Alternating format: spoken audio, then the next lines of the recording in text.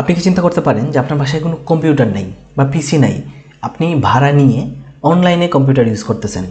হয়তো এখন আপনি ওরা চিন্তাও করতে পারেন না, কিন্তু খুব রিসেন্ট এটা আসতে যাচ্ছে। এটা আমি বলছি না, এটা স্বয়ং জেফ বেজোস বলতেছেন। উনি হয়তো বা ওনার বিজনেস পার্সপেক্টিভ থেকে উনি বলতেছেন, কিন্তু আলটিমেটলি ওই দিকে কিন্তু আমরা যাচ্ছি। অলরেডি কিন্তু আমরা Google drive, Google photos use করতেছি, বা আমরা ডিফারেন্ট সার্ভার ইউজ করতেছি। আমরা কিন্তু লোকালি কোনো সার্ভার সেট আপ করি না। সার্ভার সেট আপ হয় লোকালি, কিন্তু ম্যাক্সিমাম কোম্পানি কিন্তু আলটিমেটলি সার্ভার ক্লাউডে সার্ভার সেট আপ করে থাকে। সো আপনি অনলাইনে পিসি ইউজ করবেন, এটা শুধুমাত্র যে নতুন করে আহামরি হুট করে আসতে যাচ্ছে তা কিন্তু না। এটা আস্তে আস্তে প্রসেসের মাধ্যমেই আসতেছে। শুধু যে এটা প্রসেসের মাধ্যমে আসতেছে তা কিন্তু না, আরও অনেকগুলো কারণ রয়েছে। তার মধ্যে হচ্ছে যে লোকাল যে কম্পিউটার আমরা ইউজ করি, তার জন্য যে মেমোরি বা প্রোডাক্টের যে যোগানদাতা যে কোম্পানিগুলো আছে, তারা আসলে আর্টিফিশিয়াল ইন্টেলিজেন্সের জন্য যে প্রোডাক্ট দরকার বা মেমোরি দরকার, তারা আসলে ওই দিকে ফোকাস করছে। সো আর্টিফিশিয়াল ইন্টেলিজেন্সের জন্য যে ডাটা সেন্টার আছে, ওই ডাটা সেন্টারে হিউজ পরিমাণ র্যামের দরকার বা মেমোরির দরকার।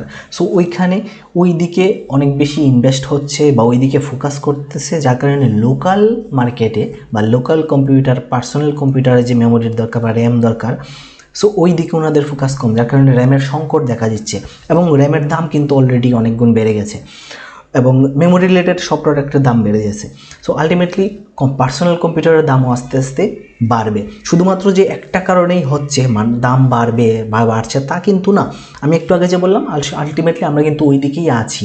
আমরা কিন্তু অলরেডি দেখেন, আমরা কিন্তু আগে মানুষ যেভাবে ওই মেমোরিতে গান লোড করে নিয়ে যেভাবে গান বাজাতো, এটাও কিন্তু এখন নাই। মানুষ ইউটিউবে গিয়ে মানুষ এখন যা গান বলেন বা এন্টারটেইনের জন্য যা কিছু আছে সব সে অনলাইনে পাচ্ছে বা অনলাইনেরই দ্বারস্থ হচ্ছে।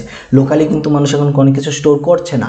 সো ক্লাউডেই বা অনলাইনেই কিন্তু এখন মানুষ ফোকাস করতে। শুধুমাত্র এখন বাকি থাকে কি, আমরা ক্লাউডে পুরো কম্পিউটারটাই আমরা ক্লাউডে এখন আমরা ইউজ করতেছি না, কিন্তু আলটিমেটলি ওইটাও কিন্তু আসতেছে।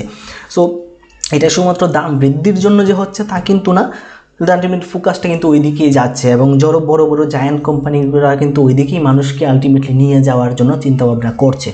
সো আর্টিফিশিয়াল ইন্টেলিজেন্সের যুগে বা বর্তমান আইটি ফিল্ডে যে কোনো কিছুই হতে পারে, যে কোনো কিছুর জন্য আমাদের প্রস্তুত থাকতে হবে।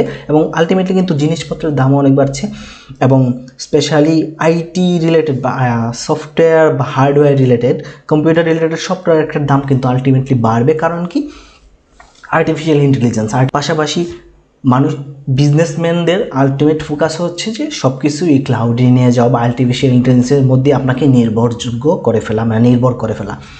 এবং যারা মনে করেন যে এখন পিসি কিনেন নাই, যত জলদি পারেন আপনার পার্সোনাল কম্পিউটারটা কিনে নেন, আদারওয়াইজ দামও বাড়তে পারে। সো দাম বাড়ার পসিবিলিটি অলরেডি বাড়া শুরু করেছে।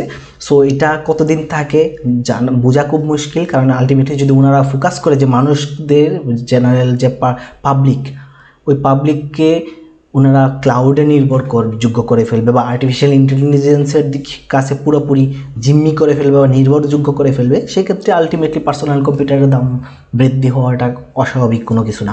এটা ইচ্ছাকৃতভাবে হতে পারে বা আলটিমেটলি ন্যাচারালও হতে পারে। সো যে কোনো কারণেই হতে পারে, আলটিমেটলি পার্সোনাল কম্পিউটারের দাম বৃদ্ধি হচ্ছে, এটা অন দ্য লং রানেও এটা ব্যর্থের দিকেই থাকতে পারে, আবার কমতেও পারে। কিন্তু আগামী 1 বছর 2 বছরে আলটিমেটলি বৃদ্ধির দিকেই থাকবে, এটা পসিবিলিটি অনেক বেশি। সো পার্সোনাল কম্পিউটার যারা কিনতেছেন খুব দ্রুত কিনে ফেলেন, এবং যে কোনো কিছুর জন্য প্রস্তুত থাকতে হবে। এটাই হলো আলটিমেটলি আর্টিফিশিয়াল ইন্টেলিজেন্সের যুগে। Thank you.